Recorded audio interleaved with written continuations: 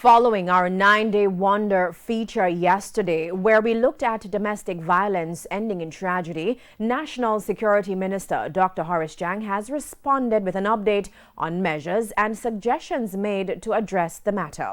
Now, our feature noted suggestions made as far back as 2011 to address domestic violence. These included providing counseling for members of the security forces, special provisions at police stations to better handle reports, and preventative detention as a means of calming persons in heated domestic disputes. Today, Dr. Chang explained that while counseling is being provided for members of the security forces, it is only administered when individuals request it. He says it's part of a wider health program being administered to members of the security force.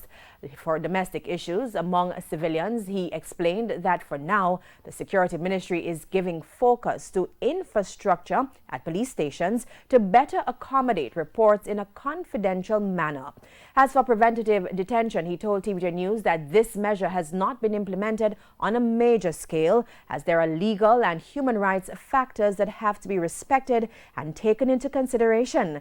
Dr. Chang, however, insists that the issue will be addressed in a more fulsome way in the next fiscal year.